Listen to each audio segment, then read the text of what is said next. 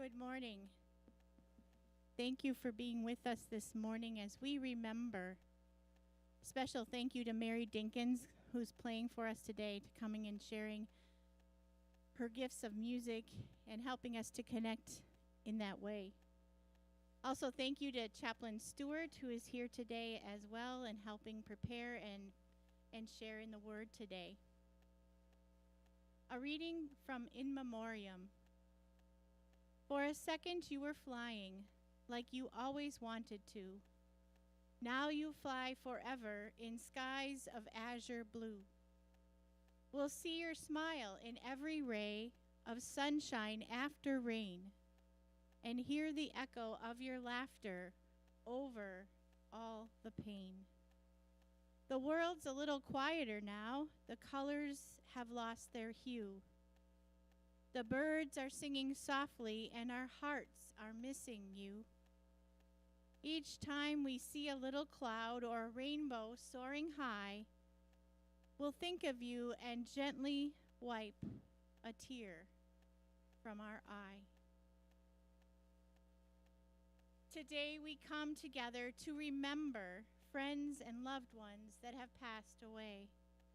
We carry their memory close, and they come to us in many ways, in whispers, in sunrises and sunsets, as the cardinal alights, and in the stars at night.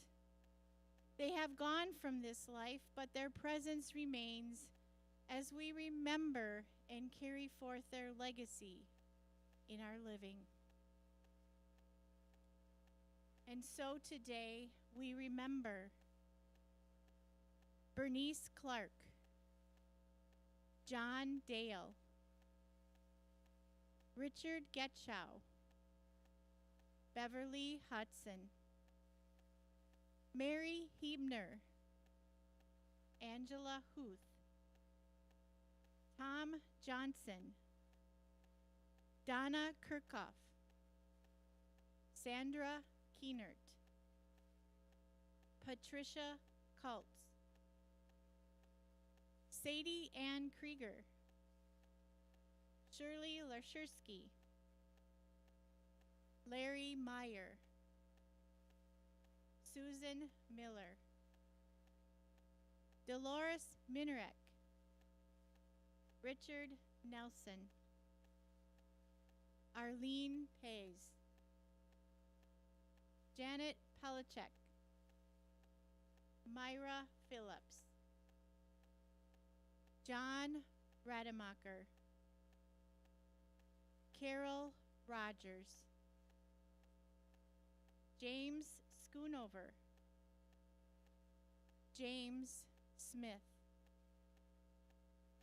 Margie Stewart, Martha Marty Wolf, Stephen Young, Robert, Marcy Sowers, Lynn Gilbertson, Florence Stadler, John Knapp, George, Mike, Richard, Brian.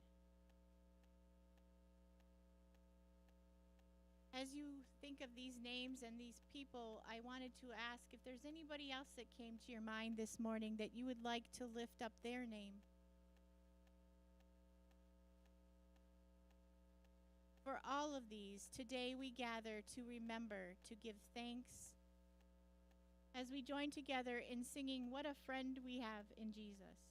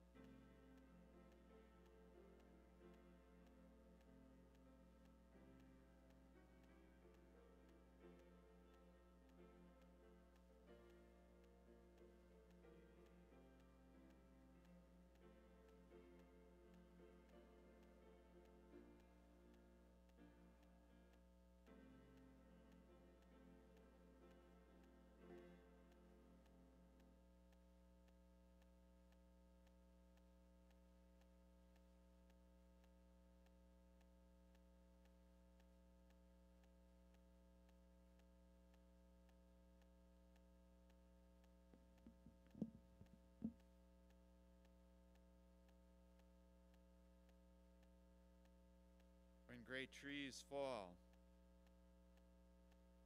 When great trees fall, rocks on distant hills shudder. Lions hunker down in tall grasses, and even elephants lumber after safety. When great trees fall in forest, small things recoil into silence, their senses eroded beyond fear. When great souls die, the air around us becomes light, rare, sterile. We breathe briefly. Our eyes briefly see with a hurtful clarity. Our memory suddenly sharpened, examines, gnaws on kind words unsaid, promised walks never taken. Great souls die, and our reality, bound to them, takes leave of us. Our souls, dependent upon theirs nurture, now shrink, wizened. Our minds, formed and informed by their radiance, fall away. We are not so much maddened as reduced to the unutterable ignorance of dark, cold caves. And when great souls die, after a period, peace blooms, slowly and always, irregularly. Spaces fill with a kind of soothing electric vibration, our senses restored, never to be the same, whisper to us. They existed. They existed. We can be and be better, for they existed.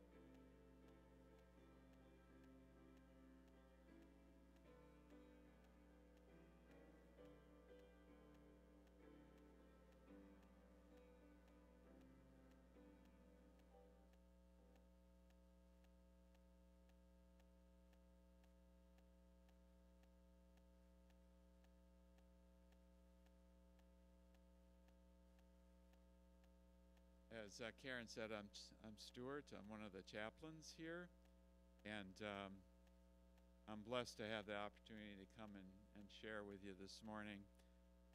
When I prep for services like this, I look at a lot of different resources, hunting for things that I think speak to people, especially people who are grieving.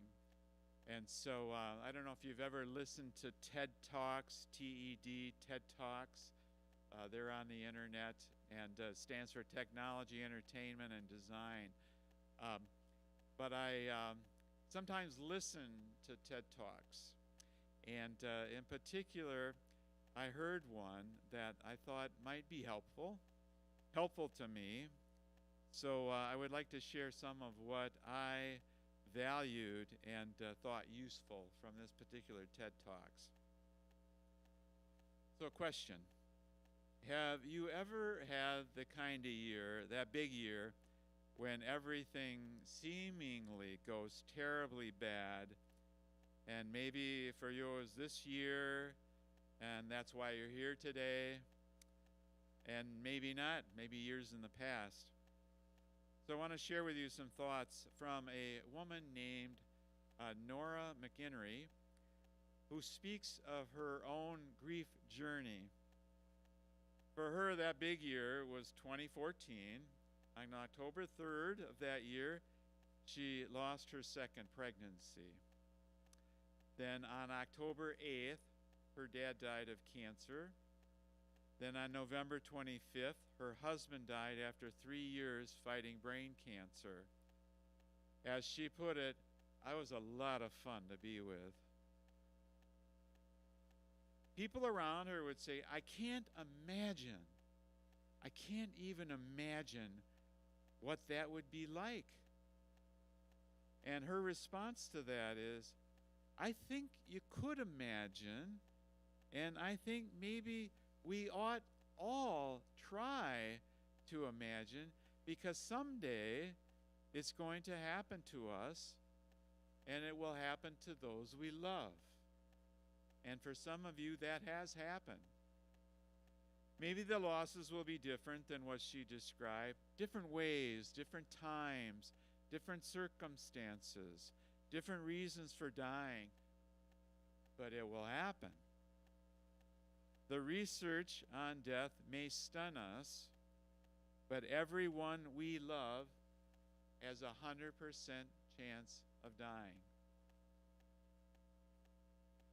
As much as people try to make grief more comfortable, grief is so uncomfortable. And it is also uncomfortable for people when it is someone else's grief. Isn't it true that we want to avoid people who are grieving, or when we are with them, we feel that we somehow have to make them feel happy? Grief is uncomfortable for others, and it is for those who are grieving. Sometimes those who have lost a loved one get it from both sides, their own discomfort with grief and the discomfort of others. Finding a place where we can talk about our grief isn't always easy. Sometimes we just don't talk about it, or allow others to talk about it. Sometimes it takes time for other people in our lives to talk about it. Sometimes they never do. There was a time in the past when it was forbidden to talk about the dead person. I've met with many in the Maravita community who lost loved ones years ago, and their report, we didn't talk about it. Even now, it may be forbidden by some, but people are fearful to talk about it at times. Even my own sister, after her daughter died at 16 years old in a car accident, she wondered why no one wanted to talk about her daughter anymore. After a few weeks and a month following the tragic death, no one wanted to talk about Amy. Many times I think the discomfort with grief is so great that we get caught thinking, I don't want to bring up anything that will remind the grieving person about the person that they have lost. And let's just make it like, well, all's well. Let's just move on.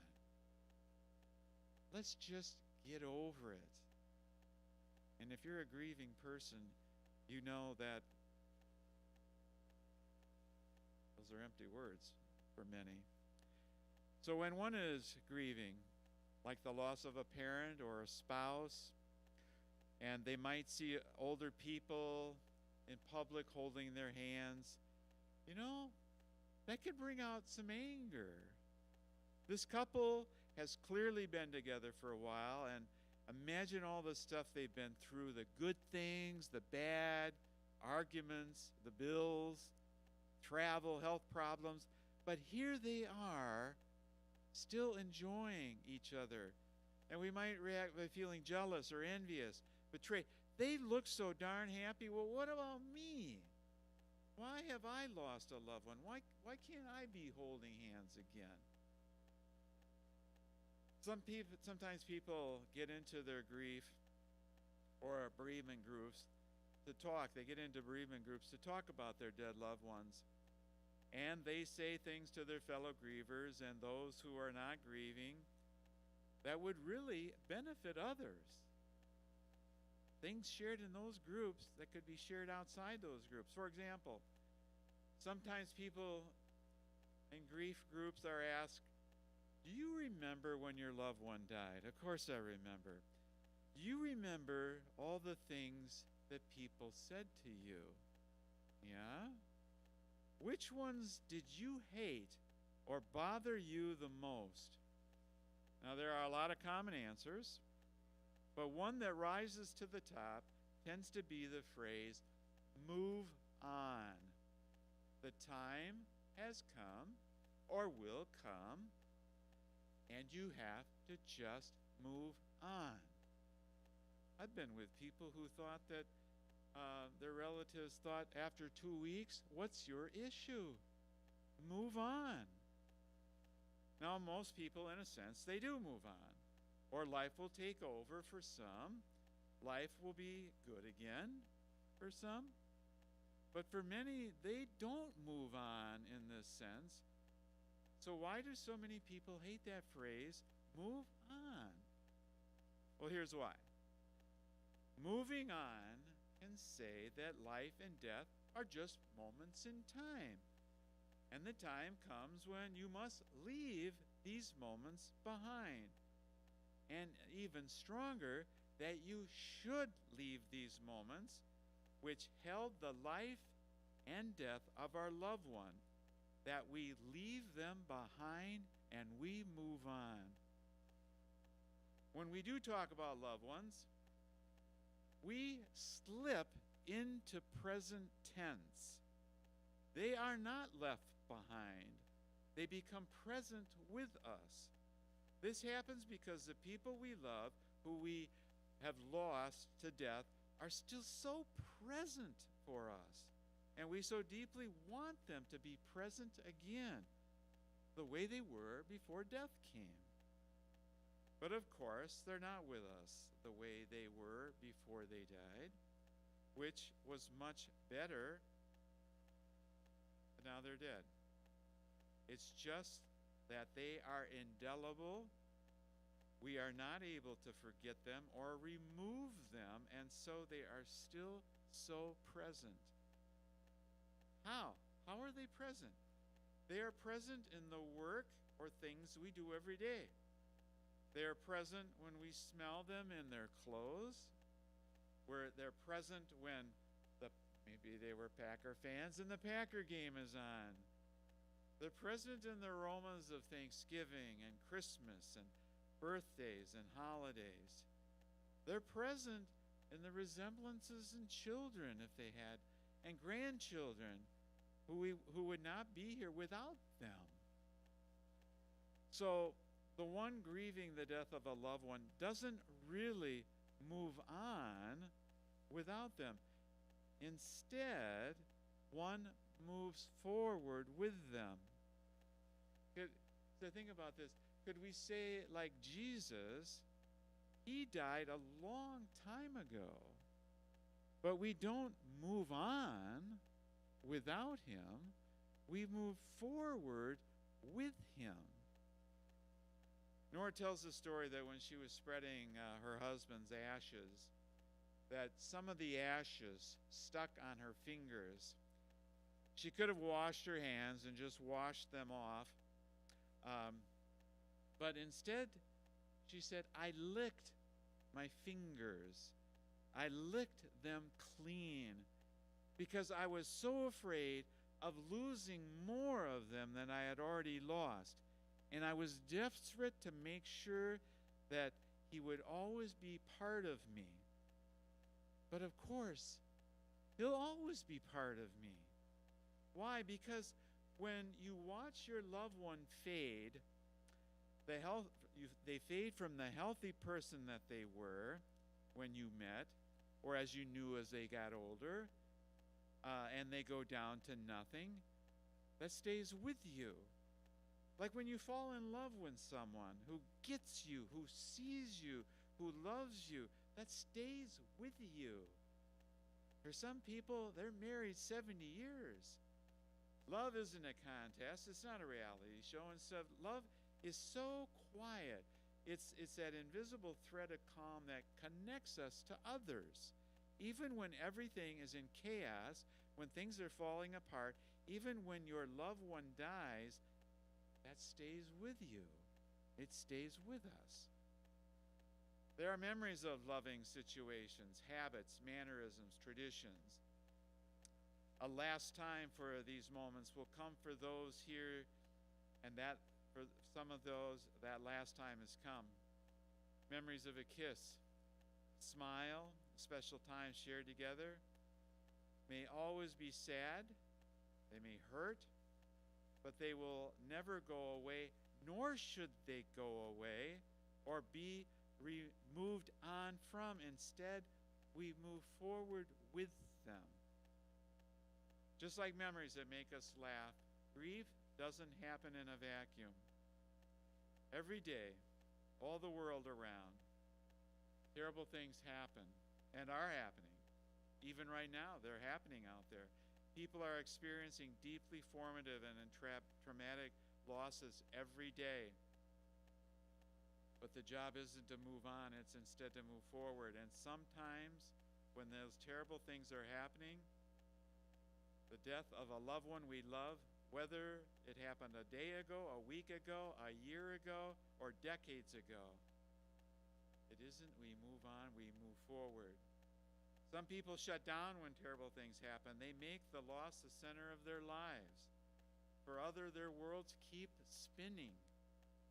But they are also often talking about the person they love who has died because of the experiences were so special and so powerful. And long after you get the last sympathy card or the last hot dish, it is not about moving on, it's about moving forward. It's kind of like when a baby is born. We don't send a note 5 years later, another birthday party? Get over it. Move on. But grief is kind of like falling in love or having a baby or watching a movie where at the first you don't get it until you do then get it, and then comes the time that you too get it. And once you do, once it's your love or your baby, once it's your loved one, and it's your grief, and it's your turn to sit in the front row of the funeral or at the graveside, you begin to get it. And what do you get? You begin to understand what you're experiencing is not a moment in time. It's not a bone that'll reset. It's not something you'll get over. But that you have been touched by something that won't go away. Something incurable. It's not fatal, but sometimes grief feels like it could be. If we can't prevent grief in one another, what can we do? What can we do other than try to remind one another that some things can't be fixed and not all wounds are meant to be healed? If not, what then can we do? We can remind each other to remember, to help each other remember that grief is a multitasking emotion, that you can and will be sad and happy. You'll be grieving and yet able to love again in the same breath. We can remember that a grieving person is going to laugh again and smile again. And if lucky, we'll find love again. But yes, absolutely, you're going to move forward. But it doesn't mean you've moved on or that you need to move on. Because those we love and who they were to us will always stay with us as it ever ought be and ever will be. So peace to you as you move forward. They will always be with you. They will be with you in your sadness, in your happiness, and your love. Will be with you in spirit and in soul, as it should be. And may the Lord Jesus, who knows more about grieving than we ever will, grant you the strength, the courage, mercy, and grace for all the journey forward. Forward with them till that day when we will be with them again forever.